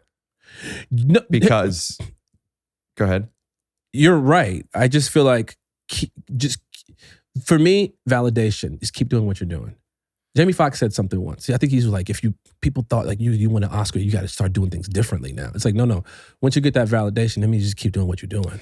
Oh, sure. That's nice. Stay in your zone. Like you have your own brand. Yeah. Well, your own genre. I'm so glad that this podcast is doing well enough to where when I go on the road, there are people coming to buy tickets to see me perform. Mm-hmm. And what I really like is because I don't have really much stand-up out there other than like improvised sets that aren't really my act is. Yeah. And validation that I do feel comfortable accepting is when people say I didn't know what it would be like, and they really like my stand-up. Like people think I'm a podcaster because they don't know my stand-up. I've been doing stand-up for so long. Yeah. So like when people see that and they're like, and then like I hear, and like there are people that come to shows that were there and they come to the next show and they, not just the next time I visit the city, like they bring friends to the show and it's just, man, awesome. I love my act right now. Dude, I went to the Netflix is a Joke brunch, and you know what I thought a number of times? Rick must be on the road. Where is he? I was on the road. That room was wild. I saw those pictures. Bro, I was confused that I was there. I mean, I did a show for the festival, but it was still like, these are like on stage people. These are on stage legends and geniuses that I felt like a fraud being there. Although, funny person, actor, shows on Netflix, performed the thing, but I was still just like, at one point I was sitting in a circle with Eddie Murphy, Chris Rock. I was talking with Chris Rock, but Eddie Murphy's literally standing right here to my left. Did they know you? Yeah. Is that the first time you met them? No, that's my first time meeting Eddie. Right. And he knew who you were? Well, he seemed like he did when we shook hands, but it was a quick. Is he one of your people? He's the person. Yeah, I thought he was. Eddie Murphy is numero uno to anyone in the entertainment business as far as like my admiration goes. Yeah. And I have my hierarchy, my rankings of who in what category and stuff. But Eddie Murphy, I think overall is the king. And that was my first time ever meeting him. And I was just like, I could have left after that. And I had a 20-minute conversation with Chris Rock. And that was one of the more eye-opening conversations that I've ever had with somebody. And it was like, you know, I don't know what it was. I was just like, I don't, like, is there a hidden camera around here? Can someone capture this, the fact that I'm having a conversation with fucking Chris Rock? Was it because you were talking to him or because of what you guys were talking about? Both. What were you talking about? He was talking about how he generates material. I was like, why the fuck does Chris Rock want to tell me this? What did he say? He was just talking about how a lot of people, when they go and do a special, they are doing 40 shows to work on their special. And he was like, I'm doing 300. And he was just talking about, because I was telling him about a joke. I went to one of his sets where he was workshopping material and he started reenacting the bit. And then he was doing it for me and Dave. So me and Chappelle are sitting there and I'm like, dude, you don't understand. Because I know Dave, but like, and we have a shorthand and we have conversations, we talk. But with Chris, I didn't know him like that. I'd met him a few times, but like, these are top 5 ever. You know what I mean? You could argue 1 and 2 between Chris Rock and Dave Chappelle. You could argue top, you know what I mean? Like these are, but I'm sitting there having this conversation with him about a joke that he said that was on stage that I thought was so funny that wasn't in his special. And he was like, which one, man? I saw him at the Improv. No, I saw him at the Comedy Store. And he was like, which one, man? Which joke? And I was like, the Meryl Streep joke, if she was like an OnlyFans actor. Because he was like, oh yeah, man. He was like, that was nasty, man. He was like, I might put it back in, man. He's like, if you're just saying you liked it. I was like, dude, I was like, I'm not sure if you paid attention. That night, it got the craziest laughs. It got laughs, groans, uncomfort. I was like, that's a joke you have to put in your next special. I'm not going to say what it is, just because, you know, if he does put it in it, I'll tell you off camera, it is one of the nastiest, funniest shits I've ever heard in my life. But the fact that he was like telling me like his process and he might put it in, and Dave was talking about it and then punching it up. Dave was like, then Dave added a joke on top of it. And I was like, I should not be here in this conversation. I felt like a fraud. Cool? I was like, get me out of here. As successful as you are and as many people you worked with, it's just like, we're still kids when you meet the people you look up to. Oh, absolutely. And I'll tell you, it's that way with any inside baseball for me. I get that way with you. I get that way with my actor friends who are successful, that like we're just friends. But like when I see people successful and I see people like, yo, this dude is this, I'm like, I know I was there. Like I feel that way about everything. Like when I'll just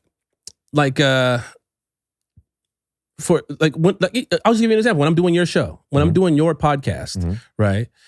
And then I'm out and about, and people will come up to me to be like, dude, I saw you on Rick Glassman's podcast. Cool. And I'm in my mind, yes, they just told me that they knew that they saw me on your podcast, But I always have to go, yeah, that's my homie.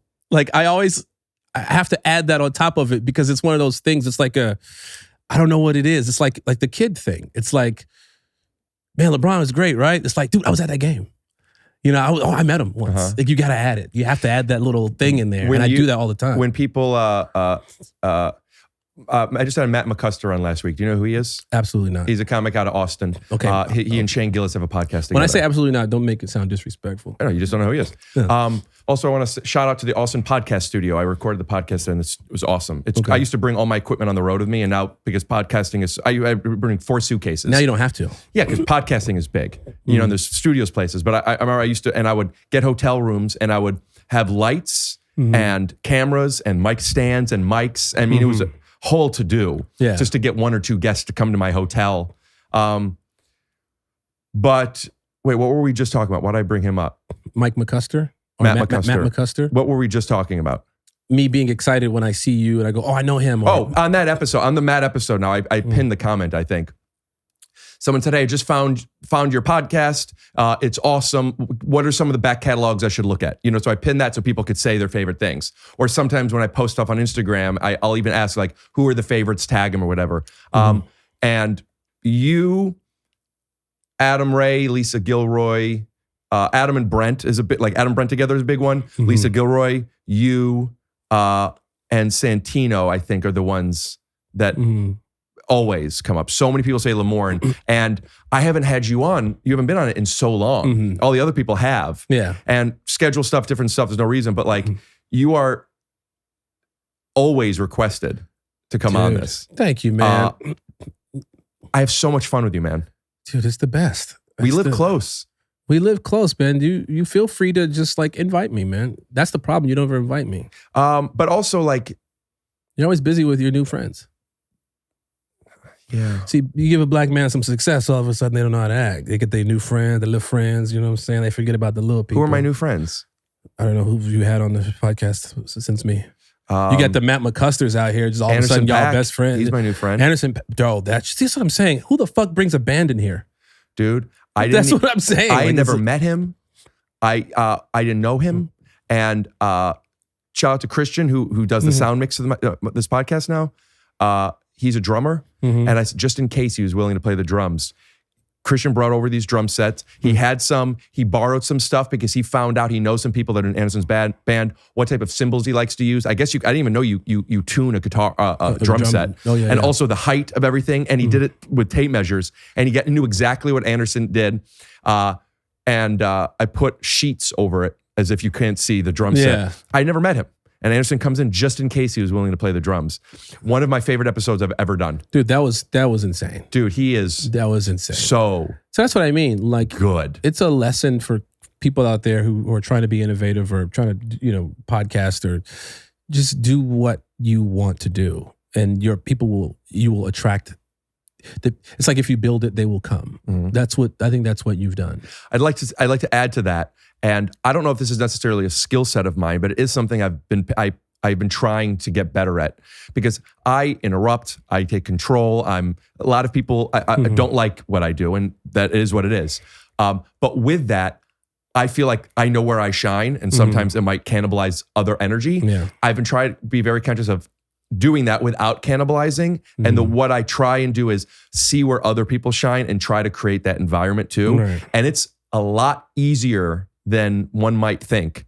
Find where people are funny or good at something. Yeah. Play the drums or whatever. And I remember I asked you this on my pod a while ago. Do you know where you're funny? Do you remember this conversation we had? Probably, but did I have no answer? You weren't sure? Yeah, because I'm never sure. I told you where I think I know where you're funny. Okay. And then we probably rapped and did different stuff for a while. Yeah. But I think you shine in playing dumb arrogance. Oh, yeah. And I love doing that. I love doing that. You know what I mean? There's not many things that I'm capable of a lot of things. Doing that started as a bit, and then it kind of made a lot of my career. And I didn't know that's what, I just like doing the bit. Then it made it on camera. New Girl, that was one of those things that Jake Johnson and I would do off camera a lot. And then it just turned into something. So thank you for that. I appreciate it. you also have voices, and some people who could do voices can tap into a character. Some people could do voices, and that's great. Your voices tap you into a character to where then I also realize it's not the voice, it's being able to tap into a character.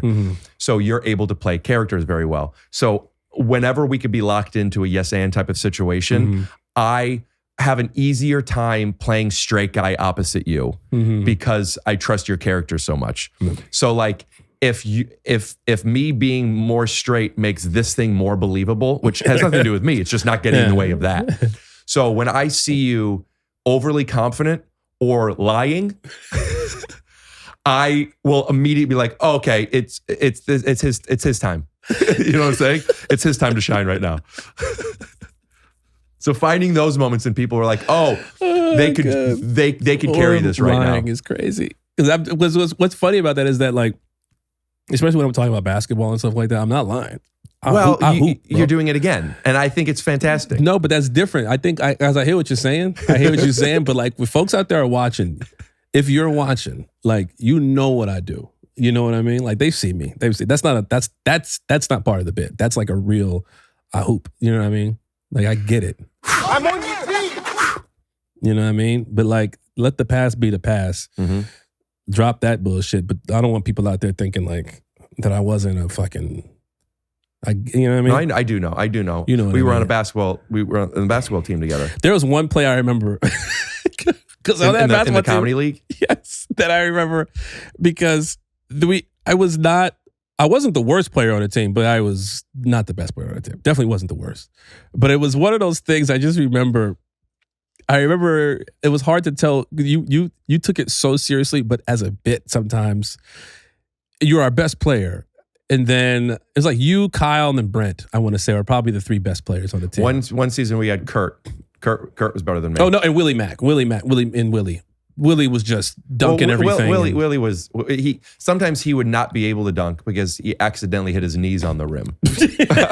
Yeah, he was a fucking monster.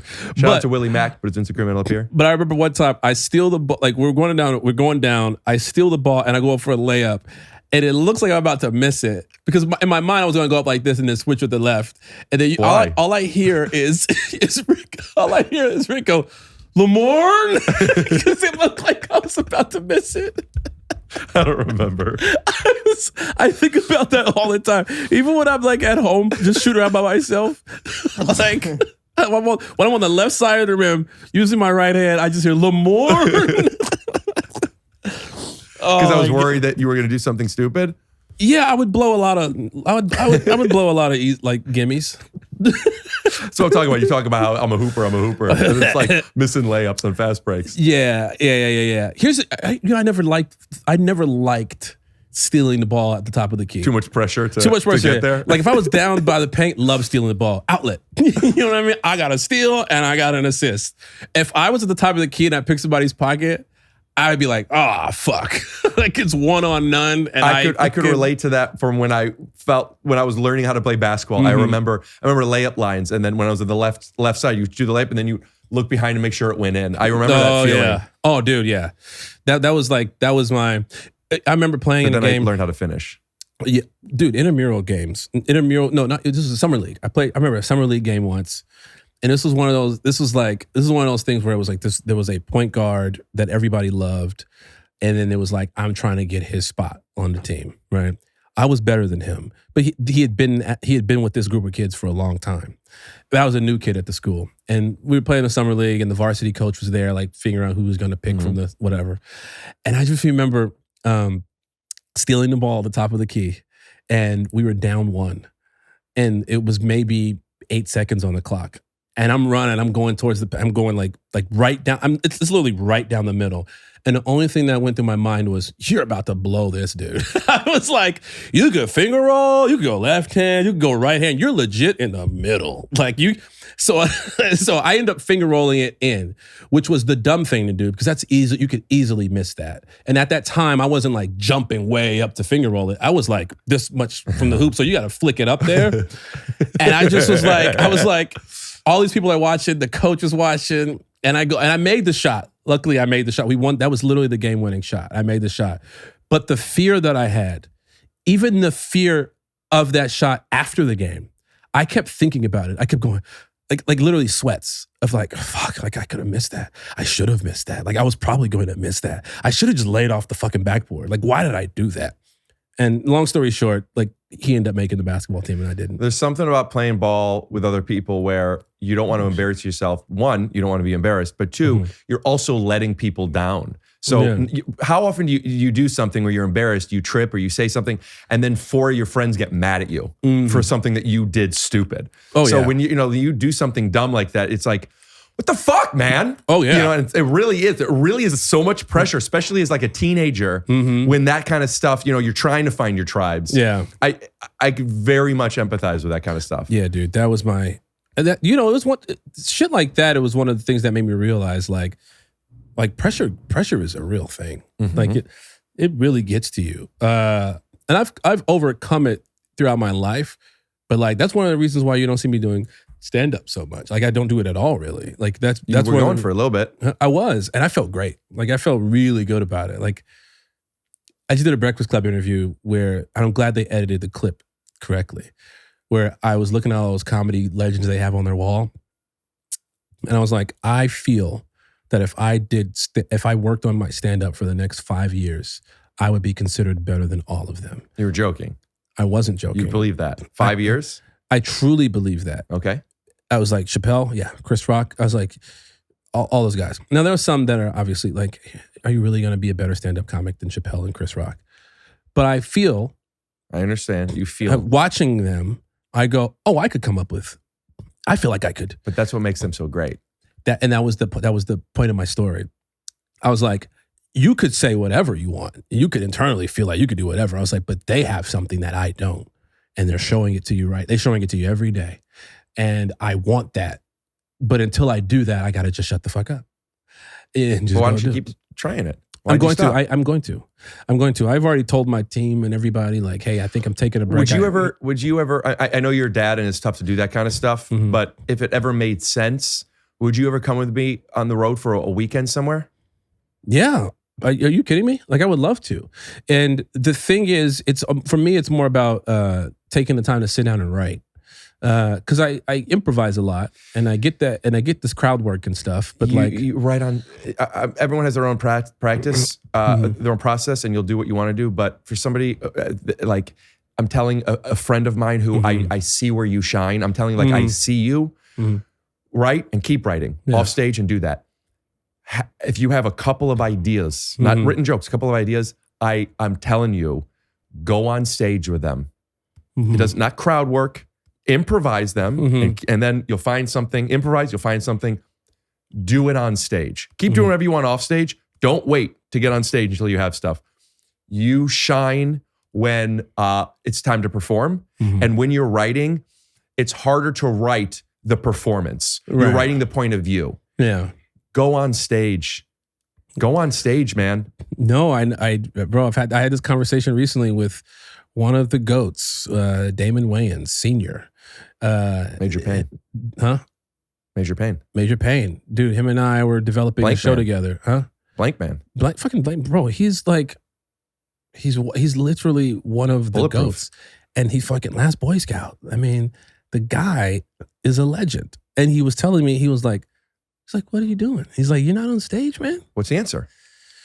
Because this got brought up when you're talking about pressure. Are you nervous to do it? So here's the way I look at my career. I knew how hard it was to break into the acting business. I knew the struggle that I went through. Talking about like pressure and depression and like my mental state was not. I was not a fun person to be around. Like I was at a low spot. Like when I say low, I mean like when is this? 2009, 2008, 2009, when I moved to LA. Okay. When I moved to LA, I was in such a hole. I was in like when I say dark, bro, I mean, I was in a really dark spot where I didn't want to do it anymore. I was like, I'm just going to go back to Chicago. Couldn't afford to get home. Okay. It was like my mom sent me money and was like, this is diabetes money? No, is that having a no, that's terrible. But she sent me her savings. It wasn't a lot. And she was like, you better make this work. And I did. And it was one of those things where that what I went through for those few years, like I don't wish that on anybody. And so I know the grind of a comic. And I know how hard it is. I respect it so much that I'm like, I know I'm going to have to go through it. And I'm like, I'm doing great. I ain't trying to go through that bullshit again. I'm like, God, I'm not going to voluntarily go through. But if you really believe you could be that great, and I think you're unbelievably talented and so special, I do not believe that you could come close to those guys in 5 years, if ever. 5 years? If in 5 years, see, now this is where it gets interesting. Timestamp it. In 5 years, if I don't have the #1 comedy special in the world for that year, or of all time, that you can rank it however you want to rank it. Okay, for that year, then, let's make it possible. For that year, if I don't have the #1 comedy special in the world, I'll let you watch me get my dick sucked. No, give $50,000 to the Bow Wow's charity. Do it. No, I'll swear I'll let you watch. I don't like that shit. Wait, I you don't watch like when what? people. I'll let you watch me get head from somebody. I don't want. What are you talking Bro, about? I'll fucking allow it. I'm not interested. Rick, what I'm trying to tell you is that you get to be there. No, you're making it a situation as if you're offering me something, but what you really do is, I think this is a kink of yours. Rick, I don't want you to watch me. So that's gay, dude. When people come up to you on the street and say, "Hey, but you can. I saw you on Rick's podcast," and you'll be like, "Yeah, you watched me get my dick sucked." Yeah, it's a power play. No, it's not at all. This is a power play. How your chair is higher than mine? I know what you're doing. So if I'm going to tell you a couple of dates that if you want to come on the road with me, I would love for you to come. 5 years. You know what? 5 years. It's not even 50,000. It's 100,000. I'll give. Well, in 5 years, to that'll Bow be what it's Wow's worth. charity. Here's some places you could come with me and open the show and us have a great weekend, and we can maybe film it. Maybe McCone will come and we'll make a thing of it. Washington, D.C. in June. Montreal for the Just for Laughs Comedy Festival in July. For the festival. Columbus, Ohio in July. Ooh. Edinburgh for the Fringe Festival in Scotland in August. London for a week in August as well. Portland, Oregon, Eugene, Oregon, or Philadelphia, PA in September. Houston, Texas, Tacoma, Washington in October, or Salt Lake City in November. All of those, by the way, for people who are listening too, you can get tickets at rickglassman.com. Edinburgh and Salt Lake City, I don't think are up yet, but if you go to rickglassman.com, you could click on my dates to sign up for my email list. I'll notify you when they're up, or because I'm constantly adding dates, I'll notify you when I'm coming to your city. I'm not going to spam you. Yeah. If I'm coming within 50 miles of your city, I'll send you an email. That's it. Yeah. So sign up for my email list there. Well, just like, again, I think you should expand that mileage. To what? 300 miles. No, 50. But you could always look. You could always go to rickglassman.com/store. So if they want, they could be like, okay. Because I don't want to bother you if you're 100 miles away. Maybe you come to it, but I'm just going to let you know I'm within 50 miles. Hey, man. All right. I'm not as big as you and Chris Rock yet. So I don't need that kind of reach. On stage, you're bigger. Taller. But also bigger. I'm bigger than Chris Rock on stage? No, not Chris Rock. Me. I said you and Chris Rock. You mean like a combination? Yeah, a two-man act. Oh, we'd smoke you. That's what I'm saying. Oh, yeah, we'd fucking destroy you, dude. Yeah. And I wouldn't even have to do anything. Well, right. It'd just be Chris Rock. Yeah, but every now and then you would do like, or whatever your face is for him. I love fucking with the audience. How do you do Chris Rock smile? Oh. Yeah. All right. Well, you could check out one of Lamorne's podcasts. Hey, I'm on New Girl, which is on Hulu, and me and my buddy Kyle, which is on YouTube. Yeah. The Lamorning After. The Lamorning After. Be respectful. I come here. I give you my time. Be respectful of what I do. You told me that a guy called you Lamore for 7 years. Lamar. He called me Lamar. Oh, you're going to correct me on a wrong name. Because he would give me orange. He would give me blood oranges that his wife would grow. They had a tree. He would bring them to me. Such a dramatic term for an orange, isn't it? Blood oranges. I know. It's not like diamonds. It's not like somebody fucking died to grow these. Blood oranges. It's like, I mean, they're delicious, but you see who harvests those? Yeah. The Lamorning After podcast with Kyle Chevron, and then the Mess Around pod with me and Hannah Simone. That's all you have to do, man. That's all I asked you to do beforehand. We talked about it. Theme music. Catch. Scoot. Scoot. Oh, yeah. Dude, Lisa, that's what I wanted to talk about on your podcast. I forgot. Put it in this. I don't know where we'll put it. Lisa Gilroy is one of the, I've seen, I found out about her because I did a UCB show with her. We did an improv show together, and I was like, holy shit, like she is dialed in. And then I've seen her on your podcast a bunch. And then I see her on TV and commercials and movies and stuff like that. I was like, oh my God, like she's just like crushing it. We go do this panel, FYC event, and it's like the comedy panel. And she was a replacement. Somebody else was supposed to be there and she filled in. And right beforehand, she was a little nervous. And I was like, oh, you shouldn't be. I was like, I went through this before. John Hamm was supposed to do an FYC for Fargo. He couldn't make it, so they asked me to do it. I was a replacement. So all I did was bits. I was like, yes, they want to know about your process and what was it like working with such and such and all this stuff and the casting and auditioning process. But I was like, at the end of the day, like they're sitting in a room forever in a chair. Just go and just do bits, just entertain, whatever it is. And she was like, really? I was like, trust me. I was like, I did that and I won an Emmy. I was like, they invited me to all the FYC events after that. Mm-hmm. And I was like, you just go have fun. These people are there sitting, waiting around. Just go and like chit chat, do bits, have fun.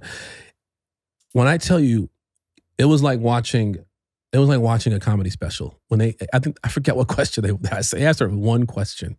And when I say she gunned it in such a way that it was like, oh, you're on your way. Oh yeah, I think she's one of the. I've said it on probably one of your 5 podcasts. I think she's one of the funniest people in the world. I was like, oh, and it was so effortless. Mm-hmm. It wasn't like she was. It clearly wasn't planned. They had asked her a question, and her immediate response was something that just like, and then she just kept going, and it was like, it was one of the funniest things I've ever seen. And afterwards, I was like, see, I was like, you're gonna probably get asked to do all these panels.